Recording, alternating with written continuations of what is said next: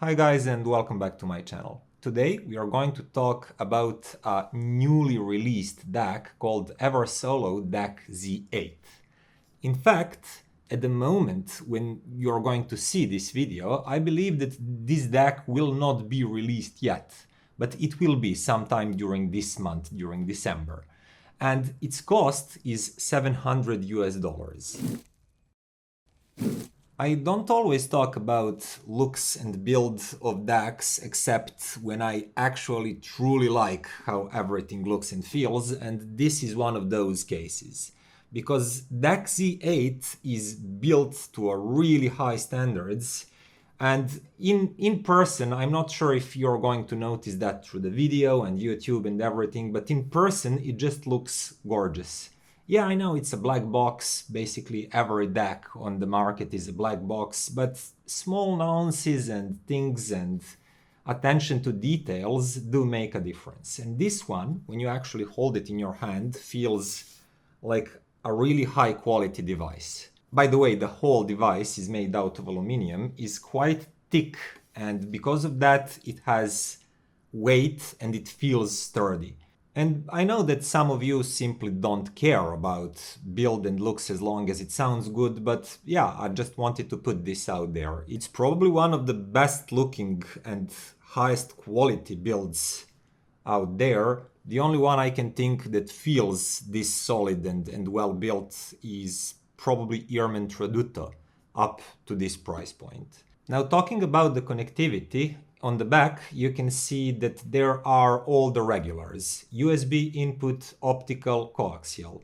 An interesting thing that there are two USB inputs. One is the bigger USB-B that I personally prefer, but you also have USB-C. And you can choose between these two in the menu like any other digital source, so they're independent. Bluetooth 5.0 of really decent quality is on board too. You can see a small Bluetooth antenna on the back.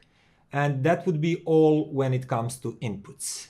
When it comes to the outputs, analog outputs of this DAC, we have single-ended RCAs and then balanced XLRs.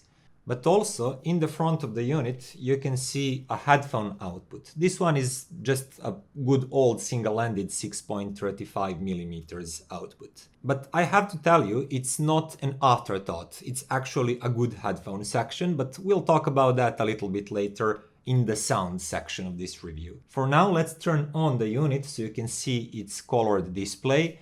And yeah, it would be display as any other, if not for one small trick, but it's a good trick.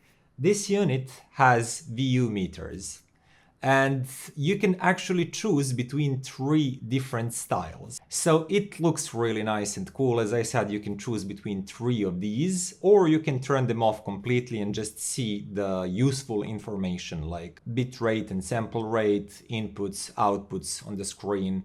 I know it's basically a gimmick, but I like it. I'll admit, I simply like cool gimmicks. That aside, you can alter a few other things in the menu, like digital filter, for example, brightness of the screen, and even the intensity of light of this ring, LED ring around the volume knob, that by the way doubles as a button.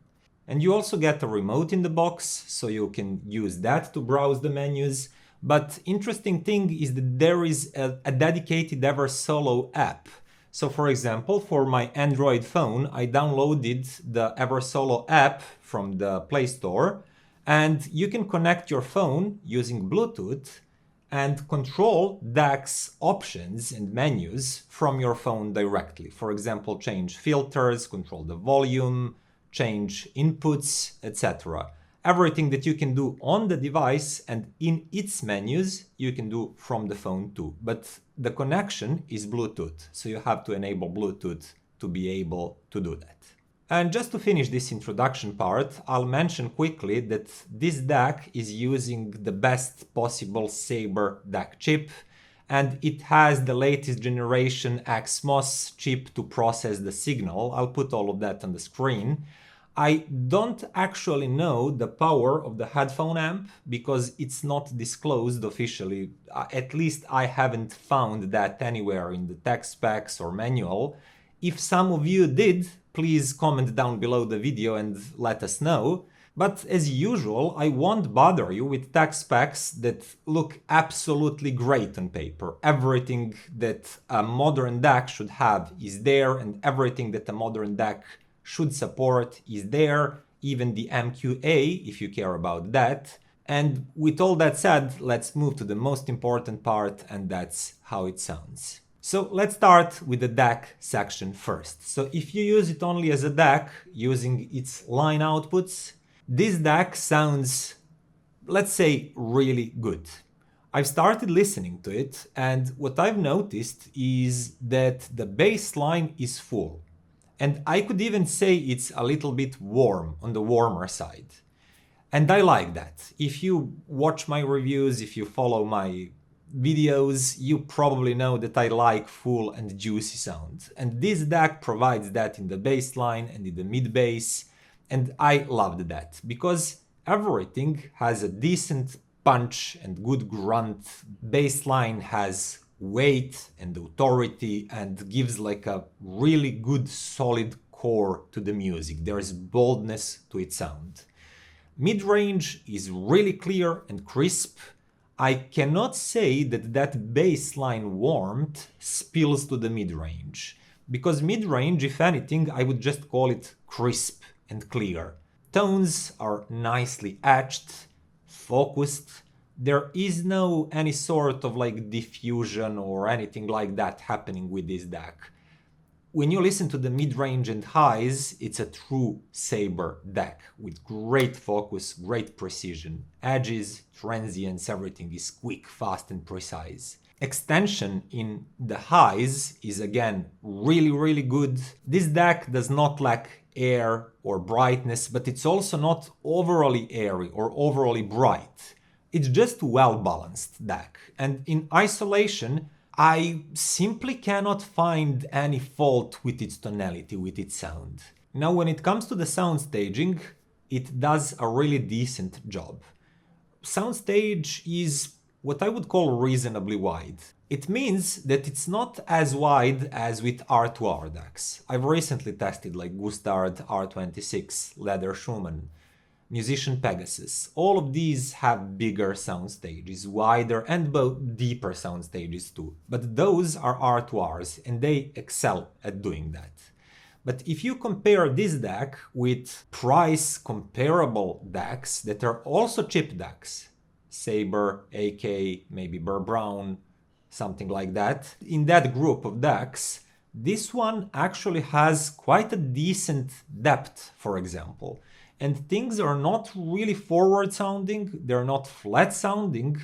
You can discern that there is some depth to the soundstage. And in many songs, for example this one that I like to use when I want to hear if DAC can put up some depth to the soundstage, you can hear that there are things happening clearly behind your speakers, not in the line, not in one 2D plane, but there are things that are happening behind speakers. But if some leading note, leading tone, leading instrument needs to be a little bit more forward and closer to you, it can be that too. So it does a decent job when it comes to the sound staging. And lastly, dynamics. I feel that that's again quite nice and quite decent with this DAC.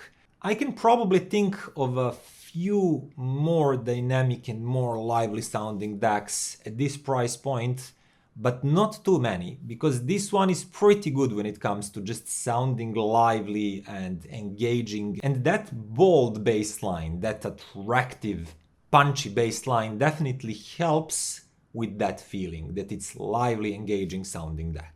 So, to fully assess its worth, I quickly compared it to several DACs that I had on hands and I liked previously. And I started doing that with SMSL DO200 MKII that I've recently reviewed.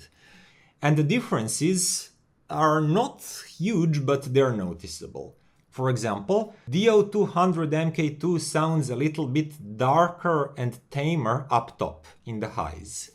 Whereas Eversolo DAC Z8 is cleaner, crisper, but also slightly sharper, slightly edgier when it comes to the mid-range and high frequencies.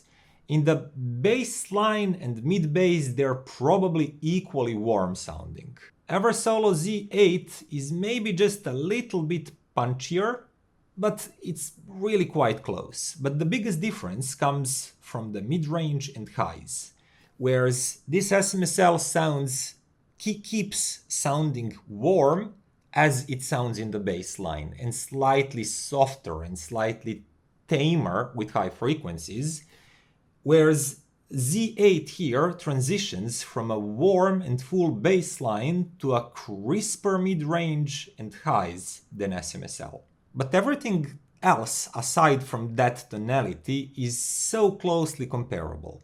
For example, sound staging is very similar. They both have a really decent soundstage for Delta Sigma DACs. Both have really decent soundstage depth especially, and that sort of sound that's not too forward, too in your face, but it's reasonably pulled back behind your speakers. In my opinion, it's more a matter of preference than it is of a different quality. There is a price difference between these two, and Z8 is pricier, but it also offers headphone output, which is a plus. Now, to quickly move through one of my favorite DACs, probably the favorite DAC at this price point, with SMSL M500 MK2. I don't have it currently with me here in this room, but I did directly compare Z8 and M500 MK2, and tonality-wise, the comparison is really similar as I've just explained for DO200 MK2. SMSL is slightly warmer through the whole frequency spectrum, but this time there's an added difference because M500 MK2 pushes the soundstage more forward. Vocals especially and leading instruments are like closer to you. It's like you're sitting really close in the first row next to the musician, whereas both Z8 and DO200 that I've talked previously, they do both put the soundstage slightly further away from you. And that's a matter of preference. I believe some people like forward soundstage. They like that feeling that singer is in your room and right here in between your speakers, whereas others prefer that DACs create some sort of virtual soundstage that's pulled back and it feels like a virtual room behind your speakers, and then they position musicians and singer inside of that more laid-back soundstage. And Z8 gravitates toward doing that more, whereas M500 MK2 is fully forward sounding, like vocals close to you sounding DAC. Other than that, they're again really comparable, and tonal differences are something that most of you will probably notice the most. You could say that Z8 is more technically inclined. It serves details, and especially those tiny micro details, in a crisper way, whereas SMSL, you might call it slightly more diffused, maybe slightly blurrier sound, but it's kinda warmer and more flowy. It leans more on a full bodiness. And once again, it's completely up to you to decide which one of these tonalities you prefer. Lastly, I took Topping D90LE, which is one of my favorites up to 1,000 euros, and I've realized that once again they sound really similar. There is not big of a difference here, but still if you focus you can notice some of them. For example, D90LE has firmer, better controlled bass line than Z8 and than any of these DACs that I've mentioned so far in comparisons, all SMSLs and Z8. So if you like your bass to be really full and punchy and on a warmer side, you will probably prefer Z8. But Topping will provide a bass line that's a little bit more grippy and controlled a little bit better. So if you listen to a really bassy tracks and you maybe have big speakers in maybe a little bit smaller room, this one will provide greater control to the bass line. It will keep it more tidy. Whereas Z8 will make it more punchy, fuller, and just weightier. In the mid-range, they sound quite similar. I think that D90LE has slightly fuller mid-range, just ever so slightly fuller sounding vocals, but aside from that, there's again not much of a difference. Z8 maybe focuses a little bit more on, again, quick edges and clean and crisp transients.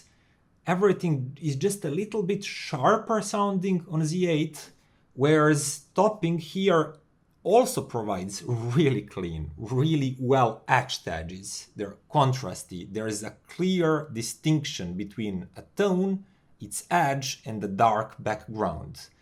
But in some ways, Topping does that in a softer manner. It achieves to make that edge sound a little bit softer. And all of that I just said for the mid-range goes for highs too. Both are pretty clear, well extended, but Topping is maybe sounding a little bit softer, whereas Z8 is a little bit sharper and crisper. And I know this will come down to preferences, but personally I think I slightly prefer what D90LE is doing here. I think that it has enough of clarity, crispiness, really fast, precise etched edges, and I like that touch that offers a little bit of softness compared to being crispy all the way with Z8. And aside from this tonality, D90LE maybe sounds just a little bit wider with its soundstage. I feel that they're both equally deep. The depth is very similar and comparable, but D90LE probably sounds just a touch wider. And tones inside of the soundstage maybe sound a little bit bigger and lusher, just bigger somehow, compared to really focused, precise, but kinda leaner, more focused, leaner ones on Z8. So yeah, the difference here is not big, but I do prefer D90LE just a bit to Z8. If I only needed a DAC and I don't need a headphone amp at this price point, my personal choice would be D90LE, but some of you and in your own systems might prefer a crisper approach of Z8, and if you need a headphone output, that could change your decision and how you feel about these two DACs. And I can tell you immediately, if you get any of these two DACs, you did not make a mistake. Both of these sound great, they're just slightly different, and I'm nitpicking here because it's my job to do that, for you of course. Now let's move to the headphone amp, headphone output part of this device. And I'll try to keep things short here because I simply can. Headphone output exhibits the same qualities and same tonality that I've just explained in detail about the DAC and compared it to everything else. It does have a really clean and crisp sound to it. And it does have good dynamics, good separation. Each tone is clearly outlined, there's dark background, there's great distinction between something that is tone and the empty space, dark space around it. And this headphone amp is doing that equally good as a DAC. All of that is packed in a tonality that's slightly crisper, leans on crisp edges, on quick sound, on quick transients, but tonally it's a little bit leaner. There is not much warmth and some sort of fullness and juiciness. If you expect that, you would probably be better served with some other different headphone amp. But this one is all about clarity and great separation and great pinpointing. And I quickly compared it to the headphone output of M500 MKII, that's SMSL. just to find out that Z8 does sound a little bit cleaner. It feels like it separates tone a little bit better and it has darker background. So if you are into critical listening, into finding every single detail, or you're mixing your own track, something like that, I feel that Z8 is technically more accomplished than the headphone output of M500 MK2. That said, SMSL counters with clearly fuller tonality, and especially mid-range is slightly softer, maybe not as cleanly layered, and tones are not as cleanly divided and separated, but vocals do sound fuller. For example, I was listening to this song and I've noticed that vocals do sound fuller, and to my ears with several headphones that I've tried, they sounded just more pleasant and more lifelike. On the other hand, if I switched to something fast-paced with more instruments, for example this song, I found that with Z8, following the places of each instrument and just everything, every sound, every tone that happens in that song, it's easier and it feels like better pinpointed, better arranged with Z8. And that's the thing, I couldn't decide which one I fully preferred. As I said, I think that technically speaking, Z8 is more accomplished, and if you listen to crowded music, to genres with many instruments, with a lot of tones, a lot of things happening around the sound stage, you might find Z8's sound just better separated and less cluttered. But if you're more into vocals, into really low number of instruments, maybe acoustics, that will probably sound a little bit fuller and more lifelike through M500 MK2. I wish I had Topping DX5 with me, because that was my favorite 2-in-1 unit, my favorite headphone amp in a DAC that I've tried so far around this price point, but my DX5 broke. It went into some sort of software loop and it just doesn't work anymore, so I couldn't do that. But from what I do remember, DX5 did sound a little bit more powerful and fuller and better than SMSL M500, and I believe it's safe to say that its headphone output do sound better than the one on Z8 too. That said, DX5 is not as good of a DAC. So if you need a 2-in-1 solution and you're equally going to use line outputs and headphone output, Z8 does offer, to my ears, significantly, okay, maybe not significantly, but noticeably better, fuller, punchier sounding DAC section. DX5 is quite lean and kind of flat sounding on its line outputs, but it excels as a headphone output.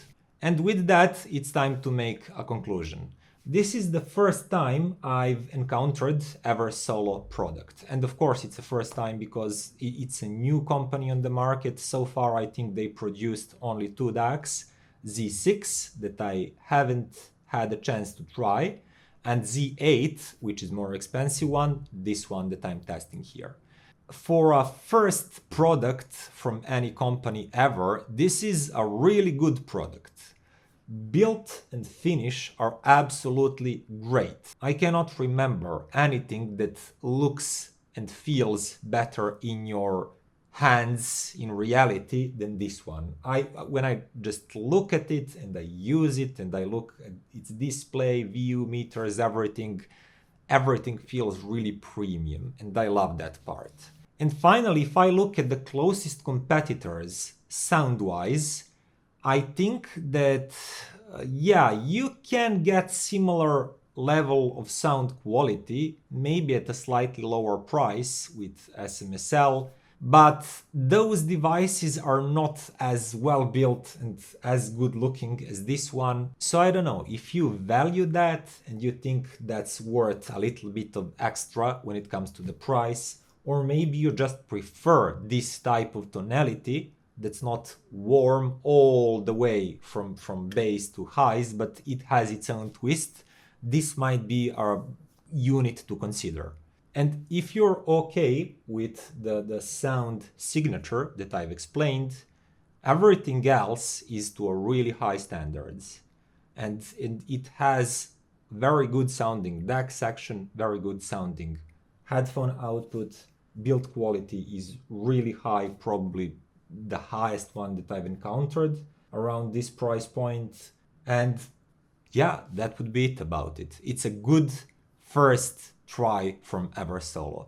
No, forget that. That feels like, yeah, it's a nice first try. It's not like that. It's a good product, dot. Even if it was coming from a company with a long history of DACs, it's still just a simply good DAC, good product. So I do believe that we have just got another strong player on the market. And that would be all for today, guys. Thank you for watching. Click, comment, like, subscribe, become a patron, etc., etc. See you next time. Bye.